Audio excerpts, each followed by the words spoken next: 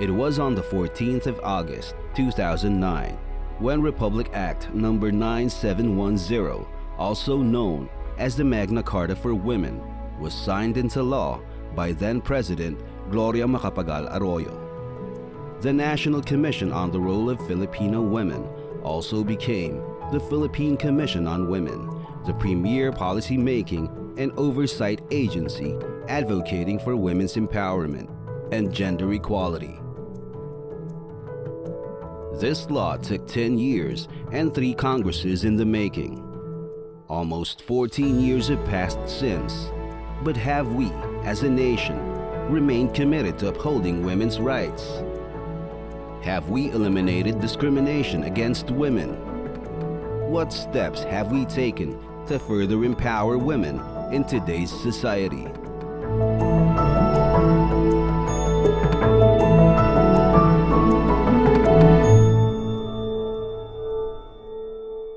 What is gender equality? The Magna Carta of Women Act of 2009 defines gender equality as the principle asserting the equality of women and men and their right to enjoy equal conditions. The struggle here lies in making sure that the state is able to cater to the needs of everyone, no matter the gender. That we are all recognized and celebrated for our individual contributions to the development of society. Although women have assumed a certain degree of power and influence during the pre-colonial times, these were gradually eroded due to the advent of Western colonial influences. The adoption of Spanish and American legal norms and cultural practices related to the social, economic, and political structures was a major factor that brought about the change in the status of women. And then, there is also the prevailing crisis of the high incidence of poverty. These and other forces have contributed to the social and economic inequalities. Gender and Society, Understanding the Gender Dimensions of Philippine Culture and Society, is a landmark body of work containing a wide spectrum of studies examining the growth and direction of narratives of Filipino women across geographical locations, cultural groups, and political affiliations. The book is extremely important for government and private companies in developing gender-responsive policies, programs, and services.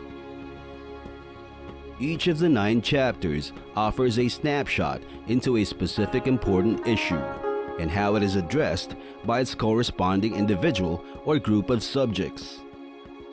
A set of discussion questions conclude each chapter to gauge comprehension and encourage a healthy classroom discussion. In Chapter 1, Historical Overview of the Status of Women and Men in Philippine Society, Carolyn I. Sobrichea, Ph.D., discusses the changes in the status and roles of Filipino men and women from the pre-colonial times up to the present. In Contesting Religious Fundamentalisms and Other Forms of Intolerance, Practical and Theoretical Challenges for the Global Feminist Movement, Sylvia Estrada Claudio, M.D., Ph.D., writes about the response of the global feminist movement to the hostility and conservatism of the religious fundamentalist mindset which is prevalent among the world's largest religious groups. Marie Aubrey Villaseran, Ph.D., presents the experiences of Filipinas as marriage migrants and the realization of their ultimate goal of living a better life abroad in Getting Unstuck, exploring the modes of rejection, resistance, and negotiation of Filipina marriage migrants in Australia.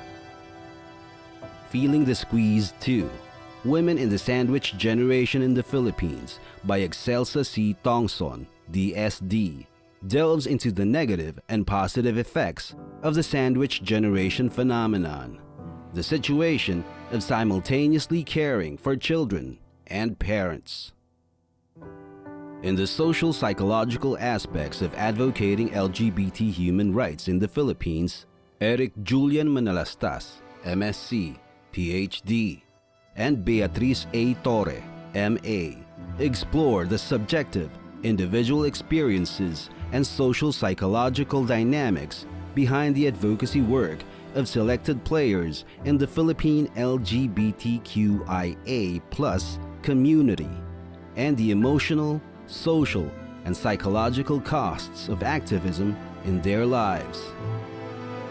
Natalie Africa Verceles, PhD, exposes the controversies surrounding the illegal nature of cybersex prostitution among lower-income Filipino women in Chapter 6, Uncoerced Cybersex by Low-Income Women Using Information and Communication Technologies.